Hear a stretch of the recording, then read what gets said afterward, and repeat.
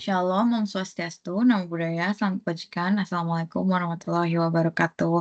Kami dari kelompok 2 yang membawakan materi teori perilaku konsumen dan penawaran, izin untuk memperkenalkan diri terlebih dahulu. Saya sendiri Faintiara dengan NIM 2332 15009. Saya Patricia Karmelita Aprina dengan NIM 233215020. Saya Berlina Fibriantia dengan NIM 233215031. Saya Karfil Revaldi dengan NIM 233215028. Baik. Selanjutnya, teori perilaku konsumen. Teori perilaku konsumen adalah cabang dari ekonomi mikro yang mempelajari bagaimana individu atau rumah tangga membuat keputusan tentang pembelian barang dan jasa, dengan fokus pada memaksimalkan kepuasan atau utilitas dari konsumsi. Konsep dan teori utama dalam perilaku konsumen. Yang pertama, utilitas atau utility. Ukuran kepuasan dari konsumsi barang atau jasa termasuk pertama, utilitas total, yaitu total kepuasan dari konsumsi sejumlah barang atau jasa. Misalnya, jika seseorang merasa puas setelah makan 2 buah apel, maka total utilitas dari 2 apel adalah jumlah kepuasan yang diperoleh dari memakan kedua apel tersebut. Utilitas marginal, yaitu tambahan kepuasan dari satu unit tambahan barang atau jasa. Teori utilitas marginal menurun menyatakan utilitas marginal berkurang seiring peningkatan konsumsi. Contohnya, jika makan apel pertama memberikan 10 satuan kepuasan dan makan apel kedua hanya memberikan 6 satuan kepuasan, maka utilitas marginal dari apel kedua adalah 6.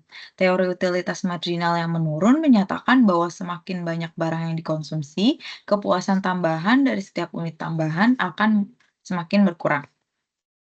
Yang kedua, preferensi dan kurva indiferent. Preferensi atau preference, pilihan konsumen antara 2 atau lebih barang atau jasa berdasarkan tingkat kepuasan yang diberikan. Preferensi ini diilustrasikan melalui kurva indifferent. Kurva indifferent atau indifference curve, kurva yang menunjukkan kombinasi barang yang memberikan tingkat kepuasan yang sama kepada konsumen. Semakin jauh kurva ini dari titik asal atau origin, maka semakin tinggi tingkat kepuasan yang diwakili. Yang ketiga ada anggaran dan garis anggaran. Kendala anggaran atau budget constraint yaitu batasan yang dihadapi konsumen dalam memilih barang dan jasa berdasarkan pendapatan dan harga barang atau jasa tersebut. Misalnya, jika seseorang memiliki anggaran 100.000, maka harga satu apel adalah Rp10.000. Maka orang tersebut hanya bisa membeli maksimal 10 apel jika tidak membeli barang lain. Yang kedua, garis anggaran atau budget line, yaitu garis yang menunjukkan kombinasi dua barang yang bisa dibeli dengan pendapatan tertentu dan harga tertentu. Titik pada garis ini menunjukkan kombinasi barang yang memaksimalkan pemanfaatan anggaran konsumen. Yang keempat, teori permintaan. Efek substitusi atau substitution effect, perubahan konsumsi yang terjadi ketika harga relatif satu barang berubah, sehingga konsumen menggantinya dengan barang lain yang lebih murah. Efek pendapatan atau income effect, perubahan konsumsi yang terjadi karena perubahan harga barang menyebabkan perubahan pendapatan real konsumen. Jika harga suatu barang turun, pendapatan real konsumen meningkat, memungkinkan mereka membeli lebih banyak barang. Selanjutnya yang kelima, hukum permintaan atau law of demand. Menyatakan bahwa ceteris paribus atau dengan asumsi faktor lain tetap, jumlah barang yang diminta akan berkurang jika harga barang tersebut naik dan sebaliknya. Yang keenam, teori pilihan konsumen. Teori ini fokus pada bagaimana konsumen memilih kombinasi barang dan jasa yang akan mereka konsumsi untuk memaksimalkan utilitas atau kepuasan mereka dengan mempertimbangkan kendala anggaran.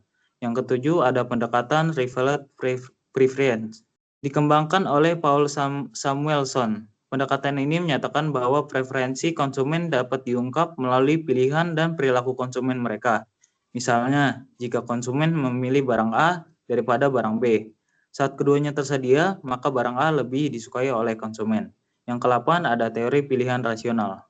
Mengasumsikan bahwa konsumen bertindak rasional untuk memaksimalkan utilitas mereka berdasarkan informasi yang tersedia dan mempertimbangkan biaya dan manfaat dari keputusan yang mereka buat.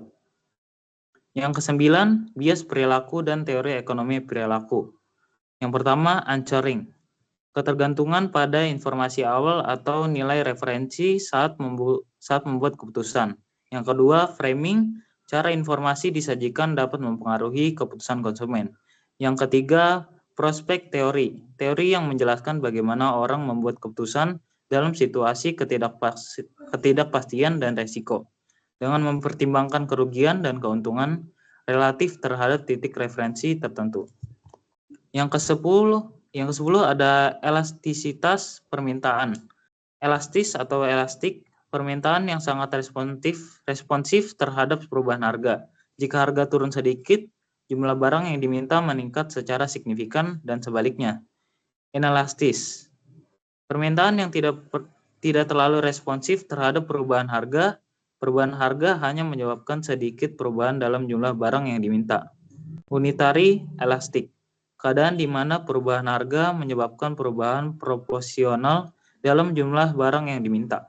Teori penawaran. Teori penawaran adalah bagian dari ekonomi mikro yang mempelajari bagaimana produsen memutuskan jumlah barang dan jasa yang akan mereka tawarkan di pasar. Beberapa konsep kunci dalam teori penawaran meliputi hukum penawaran, biaya produksi, faktor-faktor yang mempengaruhi penawaran, dan keseimbangan pasar. Hukum penawaran. Hukum penawaran menyatakan bahwa dengan asumsi faktor lain atau ceteris paribus, ketika harga suatu barang meningkat, jumlah barang yang ditawarkan juga meningkat, dan sebaliknya. Ini menggambarkan hubungan positif antara harga dan jumlah barang yang ditawarkan. Contoh, jika harga apel di pasar meningkat dari 10.000 menjadi 15.000 per kilogram, petani apel mungkin akan menawarkan lebih banyak apel karena potensi keuntungan yang lebih tinggi. Sebaliknya, jika harga turun menjadi 5.000 per kilogram, petani mungkin menurunkan jumlah apel yang mereka tawarkan karena keuntungan yang lebih rendah. Kurva penawaran. Kurva penawaran adalah grafik yang menunjukkan hubungan antara harga dan jumlah barang yang ditawarkan. Kurva ini biasanya miring ke atas, dari kiri ke bawah ke kanan atas, menunjukkan hubungan positif antara harga dan jumlah yang ditawarkan. Baik, selanjutnya biaya produksi. Biaya produksi mencakup semua biaya yang dikeluarkan untuk menghasilkan barang atau jasa, termasuk biaya bahan baku, tenaga kerja, dan overhead. Kurva biaya marginal. Kurva biaya marginal menunjukkan tambahan biaya untuk memproduksi satu unit tambahan barang. Biaya marginal biasanya meningkat seiring dengan peningkatan jumlah produksi karena adanya hukum kenaikan biaya marginal. Contohnya, jika sebuah pabrik menghasilkan baju, biaya produksi satu baju mungkin mencakup biaya kain, tenaga kerja, dan listrik. Jika biaya produksi satu baju adalah 50.000, biaya marginal mungkin meningkat jika pabrik harus bekerja lembur untuk memenuhi permintaan tambahan, misalnya menjadi 60.000 per baju tambahan. Baik, selanjutnya faktor-faktor yang mempengaruhi penawaran. Yang pertama itu ada teknologi. Teknologi yang lebih baik dapat meningkatkan efisiensi produksi dan menurunkan biaya, sehingga meningkatkan penawaran. Misalnya, penggunaan mesin otomatis dalam produksi sepatu dapat meningkatkan jumlah sepatu yang ditawarkan dengan biaya yang lebih rendah. Selanjutnya, harga input. Perubahan harga bahan baku atau input lain dapat mempengaruhi biaya produksi dan jumlah yang ditawarkan. Misalnya, jika harga kulit untuk sepatu meningkat, biaya produksi sepatu juga akan meningkat, dan produsen mungkin menawarkan lebih sedikit sepatu. Selanjutnya, kebijakan pemerintah. Pajak, subsidi, dan regulasi dapat mempengaruhi penawaran. Misalnya, subsidi pemerintah untuk pupuk dapat menurunkan biaya produksi bagi petani dan meningkatkan jumlah produk pertanian yang ditawarkan. Selanjutnya, permintaan konsumen. Itu dipengaruhi oleh perubahan selera, pendapatan, dan perilaku pembelian yang mempengaruhi bagaimana produsen menyesuaikan penawaran mereka.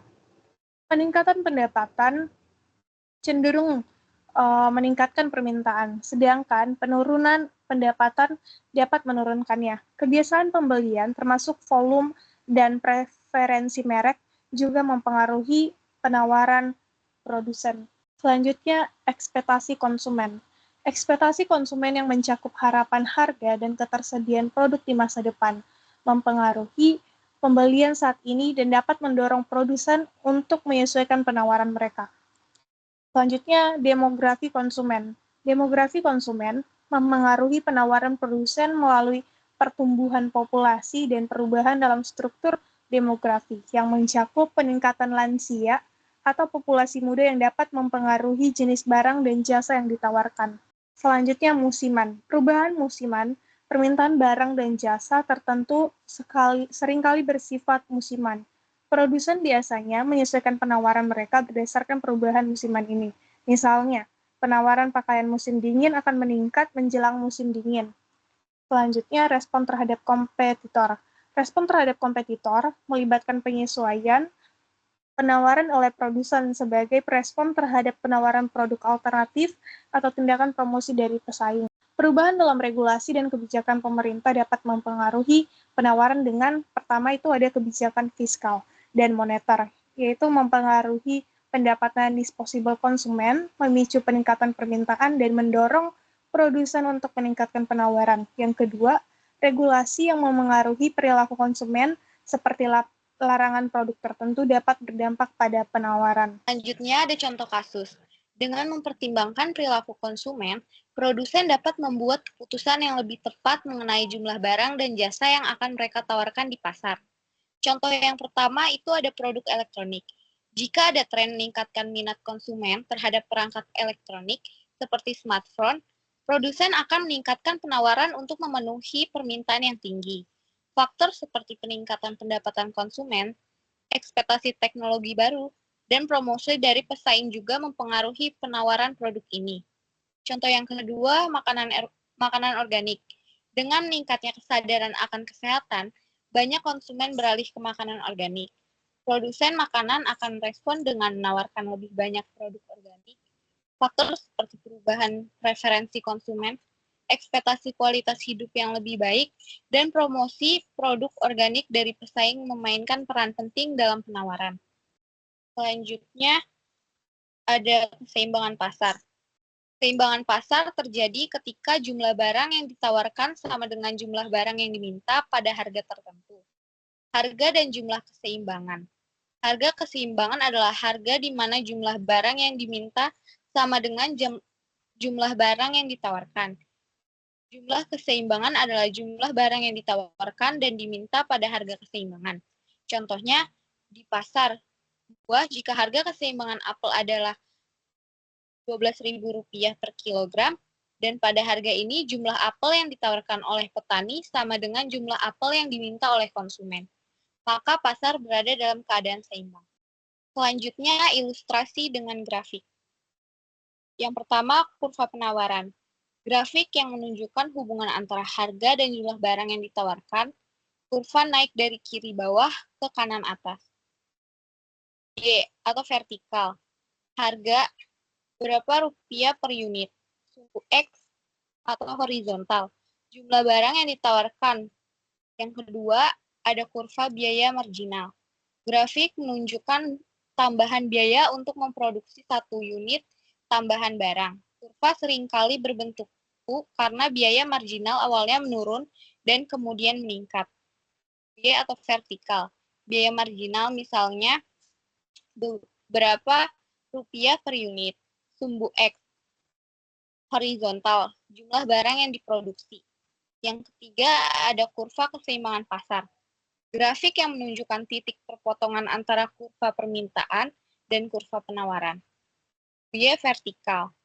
Harganya misalnya berapa per unit. Sumbu X horizontal. Sama dengan jumlah barang. Sekian presentasi dari kelompok kami. Semoga bermanfaat.